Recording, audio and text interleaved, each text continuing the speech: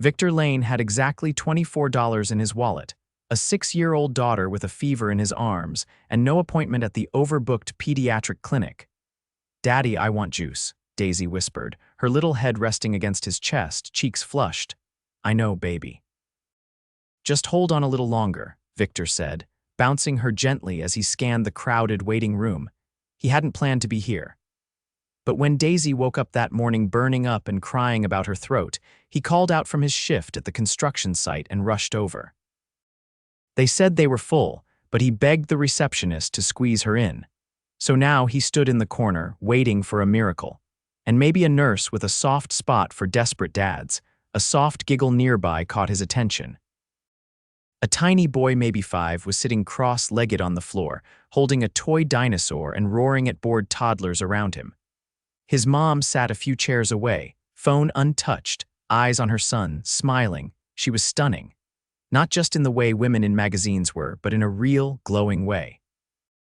Her dark auburn curls were pulled into a loose bun, and she wore a simple navy dress that somehow looked expensive without trying. Her heels were too nice for this place.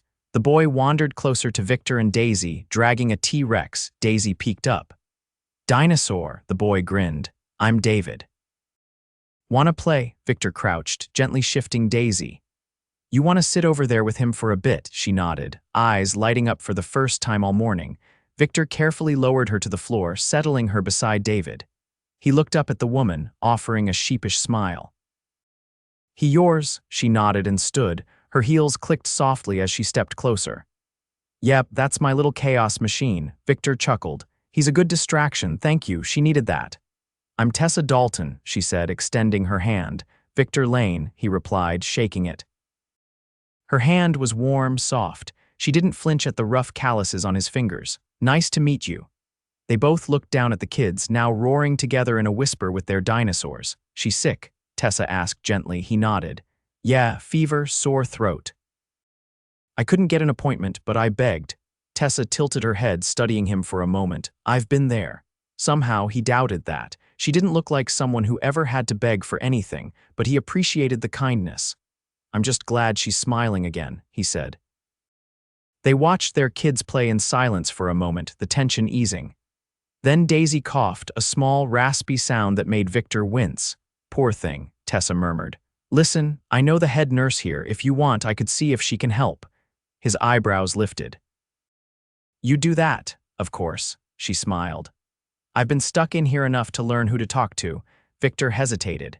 He wasn't used to help, especially not from strangers who looked like they belonged in sleek boardrooms instead of sticky waiting rooms. But Daisy coughed again, and that made the decision for him. "Okay," he said, voice low. "Thank you." Tessa's heels clicked away, and a few moments later she returned with a nurse in tow. 10 minutes later, Daisy was called in. Victor turned to Tessa, stunned. "I don't know what you said, but thank you, seriously," she smiled. "You're welcome. I hope she feels better soon." Victor hesitated, then glanced at David.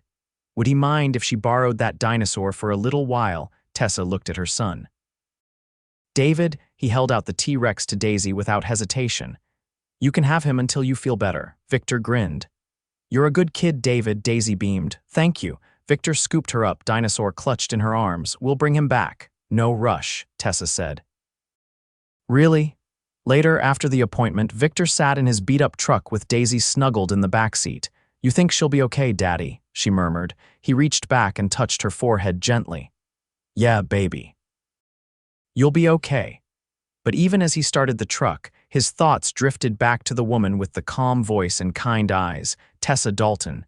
He didn't know who she really was, but she'd helped him when he needed it most, and he'd find a way to return the favor. What he didn't know was that Tessa had watched him leave from the window, and her heart had clenched in a way it hadn't in years. She hadn't planned to talk to anyone today. She didn't even like clinics. But something about Victor, the way he held his daughter, the worry in his eyes, the way he made David laugh without even trying, had cracked something open, and she hadn't stopped thinking about him since. Victor didn't expect to see her again. But 3 days later, just as he was finishing up sanding drywall in a half-renovated townhouse near downtown, a silver SUV pulled up to the curb. the kind of vehicle he usually only saw in magazines or idling outside luxury boutiques. The windows were tinted, but the way the sunlight caught the curve of the door as it opened made him pause mid-sweep. Then she stepped out. Tessa. She wore a crisp cream blouse tucked into tailored trousers, her hair down in loose waves that caught the breeze. Her heels tapped against the uneven sidewalk as she approached, careful not to step in the wet patch where Victor had just hosed down the walkway. He blinked. "Didn't expect to see you here." "I figured," she said, slipping on a pair of dark sunglasses as she glanced up at the house. "I asked someone inside where I could find you. One of the guys said you'd be out front." Victor wiped his palms on the side of his jeans. "Is everything all right? Is David okay?" "He's fine. But someone owes him a dinosaur." She held up the plastic T-Rex with a faint grin.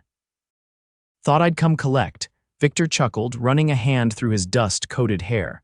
"Right, I should have brought it back. Things got hectic." Tessa stepped closer, her eyes trailing over the peeling paint on the front steps. "You work here?" "Yeah, we're flipping it. My crew does renovations on contract." He paused, then added, "It's not glamorous, but it pays." She looked at him, expression unreadable behind her sunglasses. "I didn't come here to judge your job, Victor." He nodded slowly, unsure why her saying it mattered so much. "I also brought this," she said, reaching into her purse and pulling out a small, insulated thermos. "It's lemon ginger tea for Daisy. You mentioned her throat hurt." Victor stared at it, then looked back at her. "You really didn't have to do that." "I know," she said. "But I wanted to." He hesitated, then took it from her carefully. "Thanks. She's gonna like that." Tessa glanced over her shoulder at the SUV. "I can't stay long, but I was wondering if you and Daisy would want to join us for lunch tomorrow. There's this little picnic they're doing at the botanical gardens. It's for kids from the local school. David's class is going. You could bring Daisy." Victor shifted his weight. "I don't know if we'd fit in at something like that." "You'd fit in just fine," she said. "It's not fancy. Just families, grass stains, and too many juice boxes." He looked at her again, trying to find the catch. "You do this often? Invite strangers to lunch with my son?" she asked. "No. But I don't usually meet guys who turn a clinic waiting room into dinosaur camp." Victor cracked a smile, rubbing the back of his neck. "All right, if Daisy's feeling better, we'll come." Her expression softened. "Good. I'll leave your name at the gate." As she turned to go, Victor called out, "Hey, Tessa." She stopped. "Why are you really doing this?" She looked back at him. "Because I haven't stopped thinking about you either." Then she slipped into the SUV and pulled away, leaving Victor standing in the dust with a thermos in hand and his heart hammering against his ribs. The next morning, Daisy danced around the living room in a mismatched outfit she'd picked herself. "Are there animals at the garden?" "Probably not the kind you're thinking," Victor said as he helped her into her sandals. "But there's grass. You can do cartwheels." "I'm gonna show David my new sunglasses," she declared, grabbing them from the counter. Victor packed them into the truck, along with a blanket and the sandwich he'd made with the last of the deli meat. He wasn't sure what kind of picnic this was, but he figured they'd be fine as long as Daisy had fun. When they arrived, the gardens didn't look anything like he'd expected. There were white tents lined with flower garlands, live music playing from a string quartet near the entrance, and people dressed in pastel linens milling about with glasses of lemonade. Children darted between tables with painted faces and balloon animals. A woman in a wide-brimmed hat handed Victor a program and directed him to the lawn. "Tessa Dalton left your name," she said with a polite nod. "You're with the Dalton Foundation table." Victor blinked, but said nothing as he followed the path. Daisy skipped beside him, clutching her sunglasses. The table they were led to was covered in crisp white linen, with sandwiches in fancy boxes and chilled drinks in glass bottles. Tessa was already there, seated beside David, who was trying to peel the wrapper off a cookie with one hand. When she saw them, she stood. "Hey," she said. "You made it." Victor took in the spread, the table, the attendants nearby wearing name tags that read Dalton Foundation Volunteer, and something clicked into place. "You run this," he said. It wasn't a question. Tessa didn't flinch. "I do." He exhaled slowly, looking around. "You're not just someone who knows the head nurse. You're someone who funds the clinic." "I fund a lot of things," she said carefully, But that day I was just a mom waiting with her kid. Victor looked at Daisy, now giggling as David handed her a butterfly balloon. Then he looked back at Tessa. "You should have told me. I didn't want to scare you off," she admitted. "Most people get weird when money comes up." He folded his arms. "Yeah, well, it's a bit of a surprise." "I figured," she said. "Still glad you came." He watched Daisy laugh with David, her cheeks flushed with joy. "Yeah," he said quietly. "I'm glad we came." Tessa smiled, but there was something cautious in her eyes now, a question she wasn't quite ready to ask yet, and Victor realized for the first time that he wasn't just standing in someone else's world, he was being invited into it. Victor leaned against the stone railing overlooking the koi pond, arms crossed, watching Daisy chase David through a maze of trimmed hedges. Laughter echoed from the children's section of the gardens, the sound light and unburdened. But his chest felt tight, like his ribs were holding back something that wanted to break loose.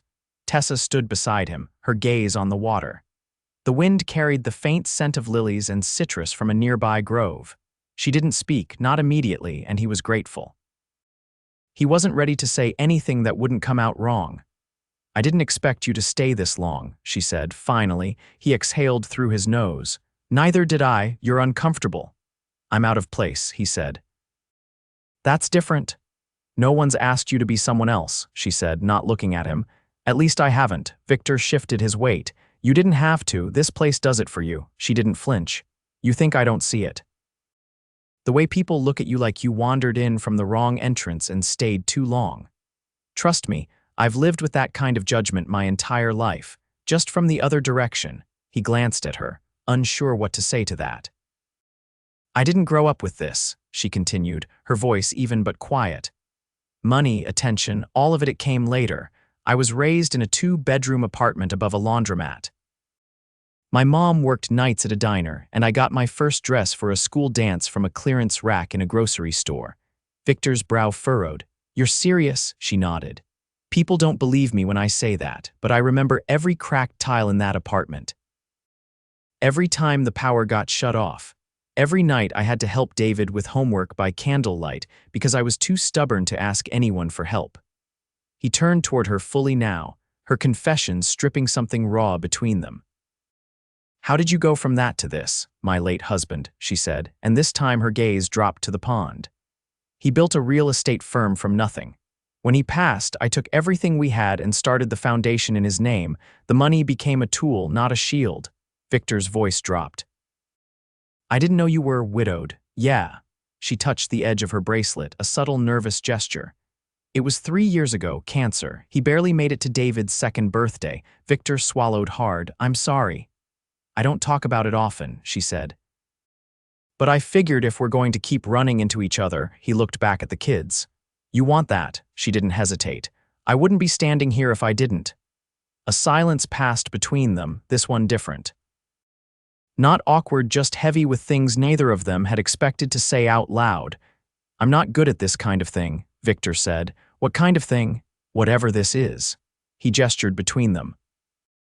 "I've been trying to keep everything together for so long I forgot what it means to let anyone else in." Tessa nodded slowly. "You don't have to figure it out today." He gave a half shrug. "I've got a daughter who thinks the sun rises and sets on a plastic dinosaur.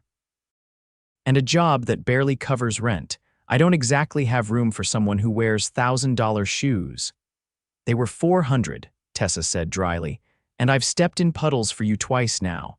Victor couldn't help the laugh that slipped out. "That's fair," she smiled, the edges of her expression softening. "I'm not asking you to be someone else, Victor. I like who you are."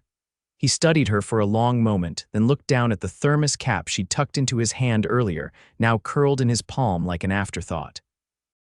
He hadn't noticed he still had it. "I've never met anyone like you." She stepped closer. "Good, because I'm not looking to be compared." David ran up just then, breathless, tugging at her arm. "Mom, come see the ladybugs." "They're everywhere." She crouched down and brushed a curl from his forehead. All right, let's go see." Victor watched them disappear down the path, Daisy trailing behind, chasing after a butterfly. It wasn't until she was gone that he realized how strangely empty the air felt without her beside him. Later that evening, after he'd carried Daisy to bed exhausted, and sun warmed with grass in her hair. He sat on the porch with a beer in hand and the dinosaur resting on the step beside him. The old porch light buzzed faintly, casting a yellow glow on the cracked wood beneath his boots. He didn't fit into Tessa's world, that much was clear. But somehow she hadn't asked him to, and that was what scared him most, because part of him wanted to believe he could belong. That someone like her could want someone like him not in spite of who he was, but because of it. He ran a hand through his hair, exhaled deeply, then reached for his phone. He didn't have her number. He didn't even know where she lived.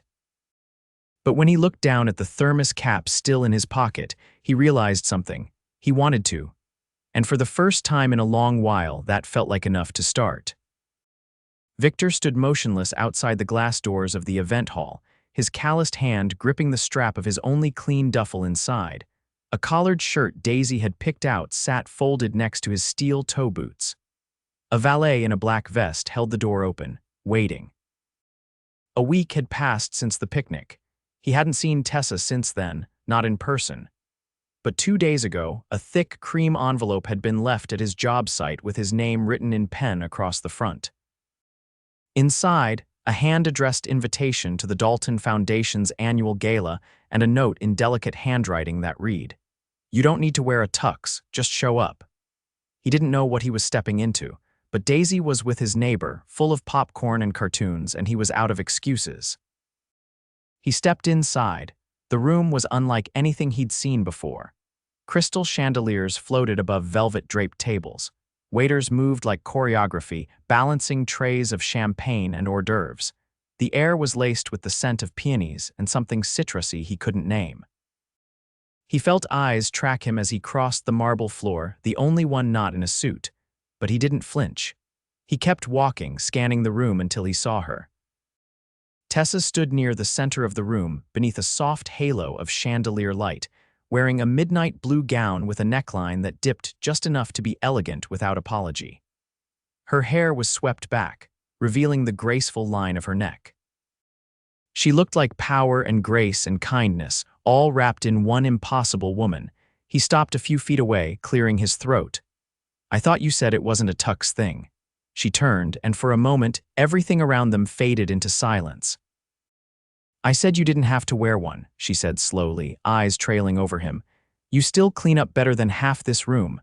Victor huffed a dry laugh. "Yeah, well, Daisy picked the shirt, said it made me look like I read books." Tessa stepped closer, her expression unreadable but intent. "I wasn't sure you'd come." "I almost didn't," he admitted. "But then I remembered you walked into my world without flinching, figured it was time I did the same." Her gaze softened just enough to stir something in his chest. "I want to talk," he said, voice low, "but not here. Not with everyone watching like I just wandered off a construction site and into a movie set." Tessa reached for his hand without hesitating. "Come with me." She led him through a side door into a quiet corridor. The music dulled behind them, replaced by the muffled hum of the city through tall windows. They stopped near a marble alcove, empty except for a bench beneath a massive painting of a forest in autumn. Tessa turned to him fully. "All right, no distractions." "Talk." Victor leaned back against the wall, arms crossed. "I've been thinking about you, about this, and about how none of it makes sense." She tilted her head. "Then why are you here?" "Because I don't care that it doesn't make sense anymore." He met her eyes. "I've been alone a long time. Not just since Daisy's mom left, longer than that. I forgot what it feels like to want someone in your life who isn't just passing through." Tessa stepped closer, her voice quiet. "I'm not passing through. I know that now." His jaw tightened. "And that scares the hell out of me." She didn't smile. She didn't soften. She just looked at him like he wasn't something to fix, but something to understand. "I'm not good at this," he continued. "I don't know how to do whatever this is with someone who belongs in rooms like that." "I don't care about that room," she said. "I care about who you are when you're holding your daughter's backpack and making dinosaur voices in a waiting room. I care about the man who stayed up late sanding drywall so someone else could afford a home." Victor's throat tightened. "You make it sound like I'm more than just getting by." "You are," she said. "You just don't see it yet." They stood in silence for a moment, the air between them charged with everything they hadn't dared say before. Then Victor reached into his jacket pocket and pulled out a folded piece of paper. "She drew this," he said, handing it to her. "Said it was for you." Tessa unfolded the crayon drawing. David and Daisy stood under a tree holding hands. Between them was a stick figure with curly hair and another with short hair and a beard. Above them, in red crayon caps, "Me, David, Mommy Tessa, Didivik." Tessa's breath caught. "She thinks—" "I told her you weren't replacing anyone," he said quickly, "but she said you didn't have to. She said you were just ours." Tessa looked up, eyes shining. "Do you believe that?" "I want to," he said. "More than anything." She stepped forward and pressed her hand to his cheek. "Then stop waiting to feel ready." He leaned into her touch, his voice rough. "I don't have much to offer. You have everything that matters." Victor didn't kiss her, not yet. He just leaned in, forehead touching hers, and let the silence between them say everything neither of them had the words for. Later that night, back at his apartment, Victor stepped through the front door. Daisy was asleep on the couch, curled around the dinosaur as cartoons flickered across the silent TV. He bent down, kissed her forehead, and tucked the crayon drawing back into her backpack. Then he pulled out his phone and called the number Tessa had written inside the envelope, next to her name. When she answered, he didn't wait.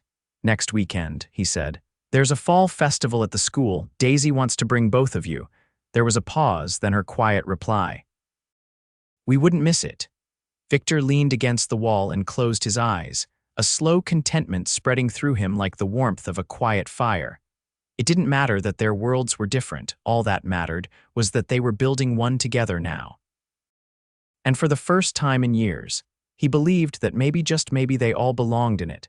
Victor adjusted the strap of the small backpack on his shoulder as he stepped off the school's gravel path and onto the field behind Daisy's elementary building. The fall festival had transformed the grassy area into a patchwork of hay bales, pumpkin stations, handmade booths, and long tables covered in checkered cloth. Children darted between scarecrow contests and caramel apple stands, their laughter rising above the folksy music playing from a small stage near the bleachers. He scanned the crowd, his pulse steady but alert in that way it always was when he was looking for her. Then he saw her. Tessa stood near a face-painting tent, a light scarf wrapped loosely around her neck, denim tucked into boots that looked like they'd actually been worn in. She held a paper cup in one hand, talking to one of the parent volunteers, her other hand resting lightly on David's shoulder. He was squinting at the menu board of face options like he was choosing something life-altering. Victor smiled to himself and walked over, Daisy skipping beside him, her braid bouncing. "Hey," he said, stopping just short of the tent. Tessa turned, her eyes lighting up in a way that made everything else fade for a moment. "You made it," she said, her voice warm without effort. "We promised," Victor replied. "And someone's been talking about the pumpkin ring toss for 3 days straight." "I told you I'm going to win the trophy," Daisy said confidently. David looked up. "There's a trophy," Victor crouched beside the kids. "Only if you beat your best friend," David pointed at the sign. "I want the tiger face." Daisy leaned into Tessa's side. "Can I be a sparkly bat?" Tessa laughed. "I don't even know what that means, but absolutely." Victor stood again, and they watched as the kids got in line, already launching into a serious debate about who would look cooler. "You look like you belong here," she said, her voice quiet. "I was just thinking the same thing about you," he replied, then hesitated. "I didn't expect to feel so settled." "You've always belonged," she said. "You just needed someone to remind you." He looked at her, letting the moment hang between them. "You've changed everything," he said. She reached for his hand. "So have you." Later that afternoon, after Daisy's triumphant pumpkin ring toss victory and David's sugar-fueled zoom around the hay maze, they all sat together on a bench beneath a maple tree whose leaves were turning the exact shade of Tessa's hair. She had her boots kicked off and her toes buried in the grass, and Victor had one arm stretched behind her, fingers brushing her shoulder. The kids were chasing bubbles with a group of other children, their laughter echoing across the field. "You know," Tessa said, turning toward him, "I keep thinking about the first time I saw you. I was pretty unforgettable with drywall dust in my hair and desperation in my eyes. I remember how you didn't ask for anything," she said. You just held her like the world would fall apart if you didn't. Victor looked down for a moment, then back at her. There were a lot of nights I felt like it might. Not anymore, she said simply. He leaned in, brushing his lips against her forehead, then her temple, then finally her mouth. The kiss was slow, certain, the kind that didn't ask for permission because it wasn't necessary anymore. It carried everything that had built between them: trust, grief, hope, and the kind of love that didn't shout but instead waited until the moment was just right to say, I'm here. I'm not going anywhere. When they pulled apart, Tessa leaned her head against his shoulder. David asked me yesterday if you were going to be around forever, she said softly. Victor's chest tightened. What did you say? I told him I hoped so. But I think he already knew. He looked out at the kids, now trying to pop each other's bubbles instead of the ones in the air. I've never wanted anything more. You don't have to prove yourself to me, she said. You already did. He turned to her, taking her hand again. I want a life with you. Not just weekends at school festivals or borrowed moments. I want all of it. I want to wake up and make pancakes for 4. I want to argue about bedtime routines and laugh about glitter in the carpet. I want to love you in real life, not just in the quiet corners between our responsibilities. Tessa's eyes glistened, but she didn't look away. Then love me, all of us, every messy, beautiful, complicated piece. I already do, he said. And this time, when he kissed her, it wasn't a beginning or a question. It was a promise. 6 months later, the living room of the house Victor had spent 2 years renovating was filled with the scent of cinnamon rolls and the sound of Sunday cartoons.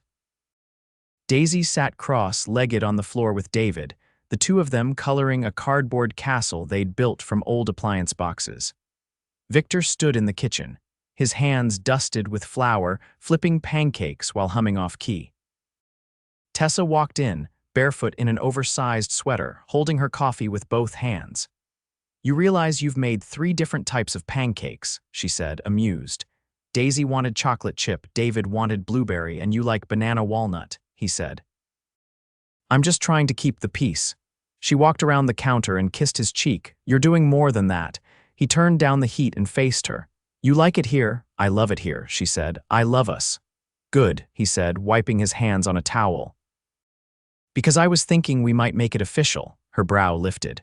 We're already living together. I mean more than that.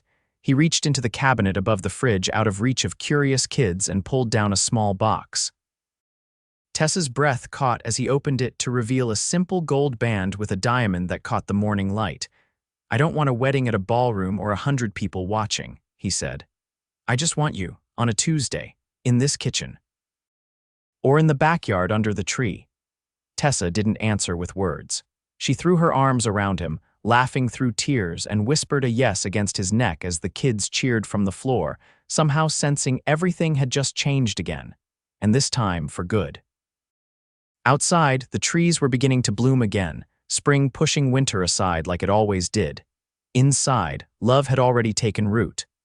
Not the kind that demanded attention, but the kind that grew quietly, stubbornly, and with the strength of 2 people who had found home in each other. Forever had never looked so real.